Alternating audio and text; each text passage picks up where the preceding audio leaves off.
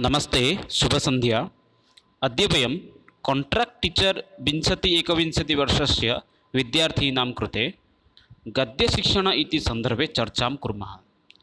ये विद्यार्थिनः classical teacher Sanskrit निमित्तम् आवेदनं कृतवन्तः तेषां कृते अयम् अंशः अत्यन्त उपयोगी वर्तते। गद्यशिक्षणम् एषः अंशः अस्माकं पाठ्यक्रममध्ये तृतीय अन्वितिमध्ये आगच्छति। गद्यशिक्षणं कश्चन अत्यन्तमहत्त्वपूर्णः अंशः अस्ति। अतः एतस्मात् सन्दर्भात् अनेकाः प्रश्नाः अपि भवितुम् अर्हन्ति। अतः वयम् अद्य गद्यशिक्षणसन्दर्भे चर्चां कुर्मः, जानीमः गद्यशिक्षणम् अस्माकं कथं करणीयं, तस्य मूल्याङ्कनं कथं भवेत्, पुनश्च गद्यशिक्षणाय यत् पाठ्ययोजना भवति सा पाठ्ययोजना कथं करणीया इत्यादि विषये चर्चां कुर्मः। पुनश्च परीक्षोपयोगिनः ये प्रश्नाः सन्ति तान् अपि वयम् अत्र चर्चां कुर्मः। यदि भवन्तः प्रथम पेपर् विषये अपि पठितुम् इच्छन्ति, यथा जनरल् नालेज्, रीजनिङ्ग्, पुनश्च कम्प्यूटर् लिटरेसि विषये, तर्हि भवन्तः प्रतिदिनं सायङ्काले अस्माकं चेनल् तः पठितुं शक्नुवन्ति। ते प्रारम्भं कुर्मः एव। इदानीं कश्चन प्रश्नः 2016 तमवर्षे आसीत् एव। शिक्षणस्य सामान्यम् उद्देश्यं किम्? गद्यशिक्षणस्य सामान्यम् उद्देश्यं किम् अस्ति? किमर्थं वयं गद्यशिक्षणं चालयामः? चत्वारः विकल्पाः सन्ति: साहसोत्पादनम्, उच्चपठनं, कथोपकथनं, शब्दानुशीलनम्। एवं प्रकारेण चत्वारः विकल्पाः अत्र निश्चिताः सन्ति। एतस्य उत्तरम् अहं वीडियो इत्यस्य अन्ते एव प्रयच्छामि। तावत्पर्यन्तं वयं गद्यशिक्षणविषये सामान्यरूपेण जानीमः। प्रारम्भिकसमये पश्यन्तु, गद्यम् इत्युक्ते किं? ब्रूतबन्धरहितं गद्यं। संपूर्ण सरल शब्देन अत्र लिखितम् अस्ति, ब्रूतबन्धरहितं वाक्यं गद्यं। ब्रूतबन्ध अर्थात् छन्दहीनं यत् वाक्यं, ब्रूतबन्धरहितं वाक्यम् अर्थात् यत् वाक्यं छन्देन सह युक्तः नास्ति। यद् वाक्यं छन्दयुक्तं नास्ति, रहितम् अर्थात् विहीनं, यद् वाक्यं छन्दयुक्तं नास्ति तदेव वाक्यं गद्यम् इति उच्यते। यद् वाक्यं छन्दयुक्तं भवति तद्भवति ब्रूतम् अर्थात् छन्दं, छन्दयुक्तं वाक्यं गद्यम् इति उच्यते। छन्दरहितं वाक्यं गद्यं, सरलव्यवहारिकं वाक्यं गद्यम् इति उच्यते। वयं व्यवहारनिमित्तं यत् किमपि वाक्यं व्यवहारं कुर्मः, मातृभाषया भवतु, आङ्ग्लभाषया भवतु, अन्यथा यया कया भाषया अपि वयं यत् किमपि यद् वाक्यं व्यवहारं कुर्मः तदेव भवति अस्माकं गद्यं वाक्यम्। अस्माकं व्यवहारे यत् किमपि कथोपकथनभाषा अस्माकं गद्यं भवति, साहित्यिकभाषा पद्ये भवति। कश्चन अत्यन्तमहत्त्वपूर्णं वाक्यं भवति, बहुषु परीक्षासु अपि एषः प्रश्नः आगच्छति, गद्यकवीनां निकषः वदन्ति। कश्चन शून्यस्थानं पूरयतु इति सन्दर्भे एषः प्रश्नः भवितुम् अर्हति। गद्यकवीनाम् अनन्तरं निकषम् इति स्थाने रिक्तं भवति, वदन्ति। प्रारम्भिकसमये गद्यस्य प्रयोगः कुत्र अभवत्? प्रारम्भिकसमये गद्यस्य प्रयोगः यजुर्वेदे प्रथमतया वयं गद्यं भागं द्रष्टुं शक्नुमः। यथा गद्यस्य प्रयोगः यजुर्वेदे एव प्रयोगम् अधिकाधिकं भवति। अतः प्रश्नः यदि भवति चेत् अत्र वयं लिखितुम् अर्हामः, यजुर्वेदः केन पद्धत्या लिखितमस्ति? यजुर्वेद गद्यपद्धत्या वा गद्यरूपेण लिखितम् अस्ति। प्रश्नः एवमपि भवितुम् अर्हति, प्रथमगद्यं किं? यजुर्वेदः। इतोपि गद्यस्य अत्र उदाहरणानि सन्ति, हर्षचरित्रं भवतु अथवा दशकुमारचरितम्। एतत् सर्वमपि अस्माकं गद्यसाहित्यस्य एकमेकम् उदाहरणं वर्तते। अग्रे पश्यामः, गद्यस्य प्रकारभेदः। गद्यस्य प्रकारभेदविषये अत्र अपि लिखितम् अस्ति। गद्यसाहित्यं त्रिविधं वर्तते। प्रश्नः भवितुम् अर्हति, गद्यसाहित्यं कति विधः इति। अतः गद्यसाहित्यं त्रिविधः। एकमस्ति वैदिकगद्यभागः, वैदिकसाहित्यं, पुनश्च अस्ति पौराणिकगद्यसाहित्यम्, अन्ते अस्ति शास्त्रीयसाहित्यम्। अनेन प्रकारेण गद्यसाहित्यम् अस्माकं त्रिविधं वर्तते। गद्यसाहित्ये किं वैदिकगद्यसाहित्ये आरण्यकम्, उपनिषदः, वेदाः, एते सर्वे वैदिकसाहित्ये सन्ति। वेदाः, वेदे केवलं यजुर्वेदः, पुनश्च आरण्यकानि अस्माकम् उपनिषदाः, एते सर्वे अपि वैदिकसाहित्यस्य केचन अंशाः वर्तन्ते। प्रश्नः भवितुमर्हति निश्चयेन वैदिकसाहित्यस्य कः अंशः तत्र वयं लिखितुं पारयामः यजुर्वेदः आरण्यकः पुनश्च उपनिषदः एते सर्वे एव अस्माकं वैदिकसाहित्यस्य उदाहरणानि। अस्माकं गद्यसाहित्यं त्रिविधं वर्तते वैदिकगद्यसाहित्य पुनश्च अस्ति पौराणिकगद्यसाहित्य पौराणिकवैदिकगद्यसाहित्य अन्ते अस्ति शास्त्रीयसाहित्यं शास्त्रीय अर्थात् लौकिक इति वक्तुं शक्नुमः। अग्रे पश्यामः क्षणमेकं पौराणिकगद्यसाहित्यविषये सामान्यरूपेण चर्चां कुर्मः। पौराणिक अस्माकं गद्यसाहित्यं पौराणिक इत्युक्ते पुराणसम्बन्धीया एव सन्ति। बौद्धिकलौकिकगद्ययोः समावेशनम् एव पौराणिकवैदिकसाहित्यं भवति। पौराणिकवैदिकसाहित्ये किं भवति वैदिकलौकिकगद्ययोः समावेशनं भवति। अत्र ये अस्माकं वैदिक केचन ग्रन्थाः सन्ति पुनश्च केचन लौकिकग्रन्थाः सन्ति उभयोः मेलनम् अत्र द्रष्टुं वयं शक्नुमः। उदाहरणरूपेण भवन्तः नेतुं शक्नुवन्ति वेदान्तः पुनश्च पुराणानि एते सर्वे पौराणिकगद्यसाहित्यस्य अन्तर्भुक्ताः भवन्ति पौराणिकगद्यसाहित्यस्य एव अन्तर्भुक्ताः भवन्ति। सामान्यरूपेण उदाहरणरूपेण वेदान्तसारः भवतु दर्शनानि भवतु वेदान्तसारः नास्ति दर्शनानि भवन्तु पुराणानि भवन्तु एते सर्वे पौराणिकगद्यसाहित्यस्य एव अंशाः सन्ति। पौराणिक इत्युक्ते पुराणसम्पर्कीयाः ये साहित्यानि सन्ति ते एव पौराणिकगद्यसाहित्यस्य अन्तर्भुक्ताः। अन्ते आगच्छति शास्त्रीयसाहित्यं शास्त्रीय अर्थात् लौकिकसाहित्यं। लौकिकसाहित्ये के सन्ति नाम अर्थशास्त्रं भवतु हर्षचरित्रं भवतु कादम्बरी भवतु रघुवंशं भवतु ये इदानीं यानि अस्माकं कथाः भवतु अथवा नाटकानि भवन्तु एते सर्वे इदानीम् अस्माकं लौकिकसाहित्ये यथा कालिदासस्य कृतयः भवन्तु भवभूते कृतयः भवन्तु जयदेवस्य कृतिः भवतु अथवा भासस्य कृतयः भवन्तु एतेषां कृतिः एव इदानीं शास्त्रीयसाहित्यस्य एव अन्तर्भुक्ताः सन्ति। चाणक्यस्य अर्थशास्त्रं भवतु एवं प्रकारेण एते एव केवलं बाणभट्टस्य कादम्बरी भवतु एते एव शास्त्रीयसाहित्यस्य अन्तर्भुक्ताः भवन्ति। सरलरूपेण पुनरेकवारं श्रावयामि वैदिकसाहित्ये आरण्यक उपनिषदाः पौराणिकगद्यसाहित्ये पुराणानि दर्शनानि शास्त्रीयसाहित्ये केवलम् इदानीं यथा भासस्य कृतयः भवन्तु चाणक्यस्य कृतिः भवतु कालिदासस्य कृतिः एते सर्वे एव शास्त्रीयक्षेत्रे एव आगच्छन्ति।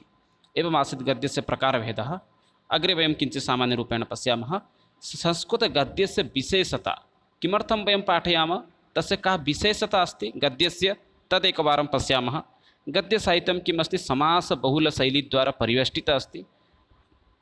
अस्माकं गद्यसाहित्यं किम् अस्ति समासेन सह सम्पूर्णरूपेण संश्लिष्टः अस्ति। पुनश्च अस्ति भाषातत्त्वानां ज्ञानं वयं भाषातत्त्वानामपि ज्ञानं जानीमः पद्ये तथा भावं वयं पद्ये श्रोतुम् इच्छा आगच्छति किन्तु भाषातत्त्वानां ज्ञानं कुत्र आगच्छति नाम गद्यसाहित्ये एव भाषातत्त्वानां ज्ञानम् आगच्छति। अग्रे पुनः अस्ति गद्यपद्ययोः सम्रीषणम् अस्ति। अत्र गद्यसाहित्ये विभिन्नेषु स्थानेषु वाक्यद्वयं भवति अनन्तरम् एकं लघुपद्यमपि भवति श्लोकम् एकमपि भवति। अतः संस्कृतगद्यस्य एतदपि कश्चन विशेषता वर्तते। पुनश्च विचारविनिमयसिद्धान्तयोः वर्णनस्य उचितमाध्यमम् अस्माकं विचारविनिमयस्य अपि सिद्धान्तयोः अपि विचारविनिमय अर्थात् स्वस्य भावप्रकटनाय स्वस्य चिन्तनं प्रकटनाय एषा किं भवति कश्चन उत्तमः मार्गः उचितः माध्यमं भवति। उद्देश्यम् इदानीं पश्यामः किम् उद्देश्यम् अस्ति नाम भाषाज्ञान अभिवृद्धिकरणम् एतस्य मुख्यलक्ष्यम् अस्ति। गद्यशिक्षणस्य मुख्यं लक्ष्यं कदाचित् प्रश्नः अपि भवितुम् अर्हति। भाषाज्ञान अभिवृद्धिः एव अस्य मुख्यलक्ष्यं वर्तते। गद्यशिक्षणस्य उद्देश्यं किम् अस्ति न ग्रहणम् अभिव्यक्तिश्च। प्रश्नः निश्चयेन भवितुम् अर्हति कश्चन अत्यन्तं महत्त्वपूर्णप्रश्नः अस्ति। गद्यशिक्षणस्य उद्देश्यं किम् अस्ति गद्यशिक्षणस्य उद्देश्यं वर्तते ग्रहणम् अर्थात् भावग्रहणं पुनश्च भाव अभिव्यक्ति इति विकल्पद्वयं गद्यशिक्षणस्य कश्चन अत्यन्तं महत्त्वपूर्ण अंशः अस्ति। प्रश्नः अपि आसीत् 2021 मध्ये 2021 मध्ये आसीत् OSCT परीक्षायां प्रश्नः आसीत् गद्यशिक्षणस्य मुख्यं लक्ष्यं किं गद्यशिक्षणस्य मुख्यलक्ष्यं भवति भावग्रहणं भाव अभिव्यक्ति च इति। अतः विशेषता अपेक्षया भवन्तः लक्ष्यम् उद्देश्यं सम्यक् रूपेण स्मरणे स्थापयन्तु, नोट्बुक् मध्ये अपि लिखन्तु। सम्भवति चेत् अहं PDF अपि एतस्य टेलिग्राम् समये स्थापयामि। प्राथमिकस्तरे गद्यशिक्षणस्य उद्देश्यं किम् अस्ति? प्राथमिकस्तरे इत्युक्ते कक्षा षष्ठी सप्तमी अष्टमी भवति एव अस्माकं प्राथमिकशिक्षणं, प्राथमिकस्तरः। अत्र अस्माकं लक्ष्यं भवति शब्द पद पुनश्च पदबन्धानां प्रवाहेण पठनं, तेषां शुद्ध उच्चारणं। सरलेन वदामि, प्राथमिकस्तरे अर्थात् षष्ठी सप्तमी अष्टमी कक्षायाम् अस्माकं लक्ष्यं किम् अस्ति? शब्द पुनश्च पदानां शुद्ध उच्चारणं। शुद्ध उच्चारणं कश्चन अत्यन्तप्राथमिकस्तरे लक्ष्यं भवति। वर्णज्ञानं पुनश्च शुद्ध उच्चारणम्, एतद्द्वयमेव प्राथमिकस्तरे मुख्यलक्ष्यं भवति। पुनश्च विरामचिह्नानुसारेण पठनस्य योग्यता उत्पादनं। कदाचित् केचन पठन्ति यदा तदा न्यूस् पेपर् यथा पठन्ति तथैव पठन्ति, किन्तु तथा न पठनीयं।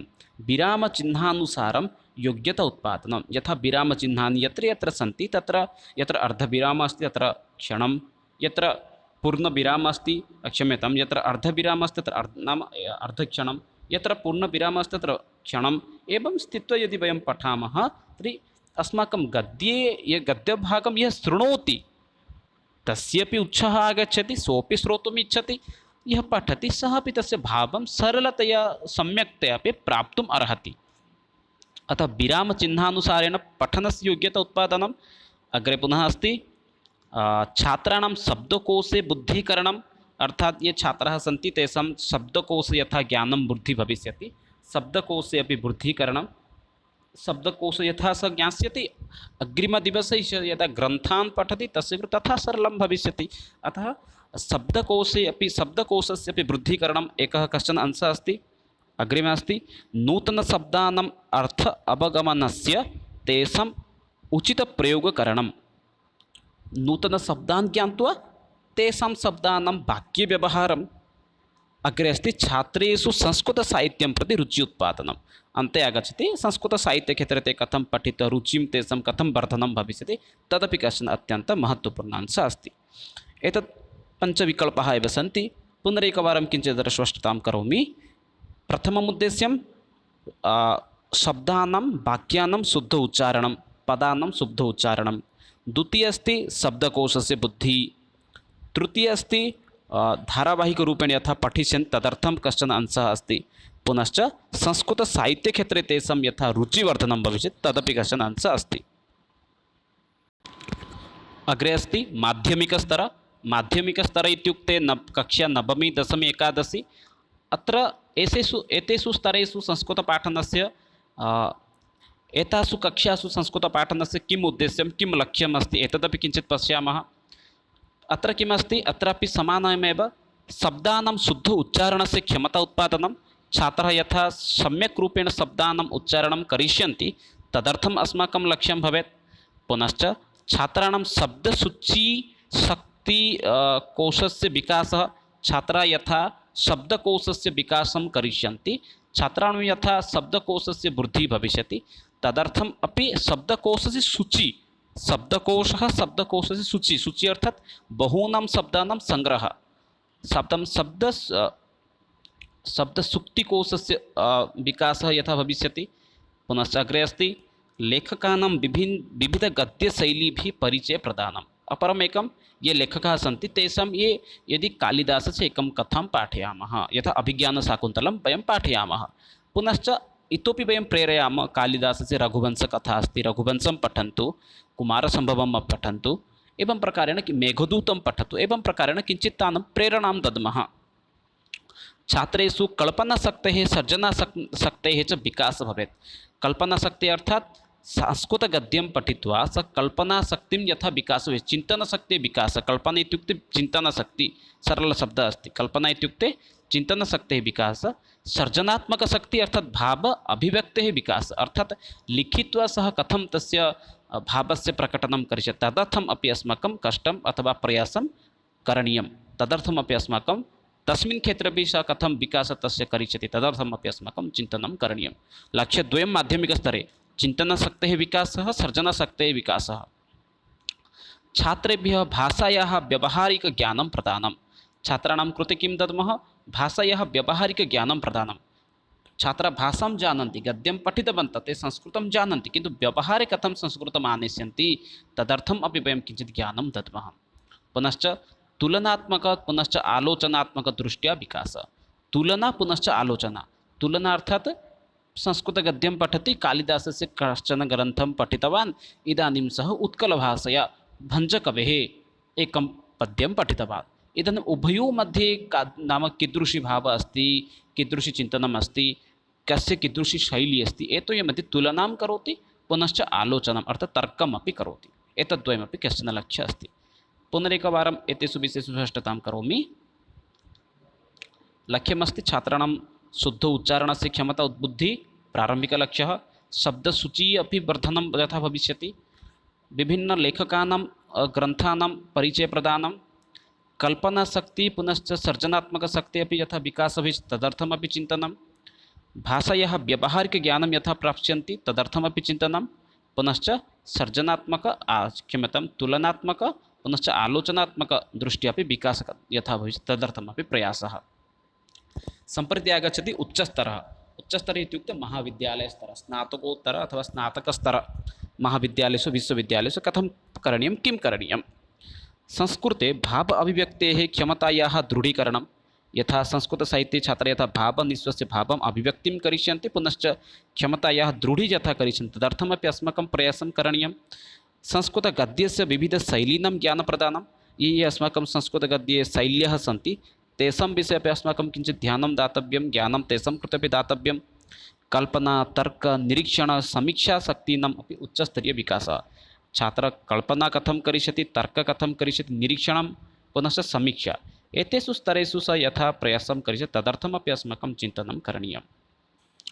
संस्कृतसाहित्यस्य अपरसाहित्येन सह तुलनात्मक अध्ययनस्य क्षमतायाः विकासः। पुनश्च किमस्ति, संस्कृतसाहित्यं पठति, अन्यसाहित्यं पठति, संस्कृतसाहित्यं पठति, उत्कलभाषया साहित्यं पठति, उभयोः मध्ये कः प्रभेदः, तस्य अपि कथं विकासः भविष्यति, एतस्मिन् विषये अपि चिन्ता अस्माकं। नवीनसाहित्यिकप्रभृतिभिः सह परिचयानं सर्जनात्मकशक्तेः विकासश्च। स्वः नूतनसाहित्यिकानाम् अपि विषयान् पठति, पुनश्च सर्जनात्मके अर्थात् स्वकथं स्वयमपि किञ्चित् लेखनं करिष्यति, प्रबन्धानां लेखनं कथं करिष्यति तदपि अस्माकं लक्ष्यं भवेत्। पाठ्य अतिरिक्तसंस्कृतसाहित्यपाठनाय अपि अभिप्रेरणप्रदानं। पाठ्यक्रम ये सन्ति विषयाः तान् तु पाठयामः, पुनश्च इतोपि अतिरिक्त ये विषयाः सन्ति यथा कालिदासस्य मेघदूतं वयं पाठितवन्तः, इतोपि प्रेरयामः रघुवंशविषये पठतु, एतदपि कश्चन लक्ष्यं भवति उच्चस्तरीयस्तरे। अस्माकं किम् अस्ति, गद्यशिक्षणाय केचन पद्धतयः सन्ति अस्माकं। यथा परम्परागतपद्धतिः आसीत्, परम्परागतपद्धतिमध्ये शिक्षकः आगत्य केवलं छात्रान् पाठयित्वा गच्छति स्म, सा पद्धतिः आसीत् परम्परागतपद्धतिः। पुनश्च प्रश्नोत्तरपद्धतिः, प्रश्नोत्तरपद्धतिमाध्यमेन शिक्षकः आगच्छति, विषयं पाठयति, अनन्तरं प्रश्नोत्तरमाध्यमेन छात्राणां संशयानां समाधानं करोति। अग्रे आसीत् कथाकथनविधिः, कथाकथनविधिद्वारा अपि छात्राणां समस्यायाः समाधानं भवति स्म।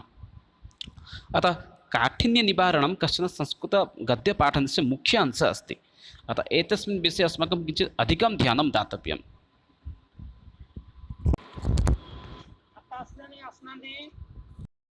गद्यपाठनकाले अस्माकं सर्वाद्यो एकं मुख्यं लक्ष्यं भवेत्। गद्यपाठनकाले सर्वदा प्रत्यक्षपद्धत्या पालनं यथा करणीयं तत्र किञ्चित् ध्यानं दातव्यं। पुनश्च अस्माकं हर्बटीयपञ्चपद्धतिः अथवा आधुनिक यत् पञ्चपद्धतयः सन्ति तत्र अपि किञ्चित् अस्माकं ध्यानं दातव्यम्। इदानीं वयं पश्यामः पाठ्ययोजना का अस्ति। अस्माकं गद्यपाठयोजना कथं भवेत्।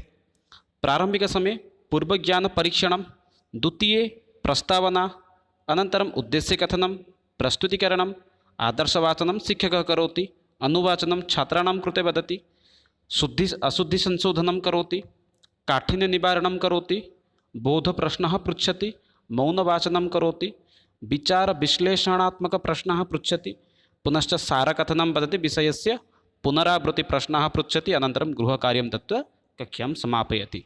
एतद् गद्यपाठनस्य पाठ्ययोजना भवति। अग्रे वयं पुनः पश्यामः केचन अत्यन्तपरीक्षा उपयोगिनः ये प्रश्नाः सन्ति तान् एव समालोच्य वयम् अद्यतनकक्षां समापयामः। डेस् वाक्यं गद्यं भवति। अत्र विकल्पाः सन्ति ब्रूतबन्धरहितं, ब्रूतबन्धयुक्तं, अन्ते अस्ति शब्दहीनम् अथवा किमपि न। ब्रूतबन्धरहितं वाक्यं गद्यं। ब्रूतबन्ध अर्थात् छन्दहीन, छन्द यत्र नास्ति तदेव वाक्यम् अस्माकं गद्यं भवति। अतः अत्र समुचितविकल्पं प्रथमविकल्पः भवति। अग्रे पश्यामः, ये उत्तराणि जानन्ति ते अधोभागे, जानन्ति ये उत्तराणि ते अधोभागे लिखन्तु कामेण्ट् बाक्स् मध्ये विकल्पान्। सरलव्यवहारिकं वाक्यं किम् उच्यते?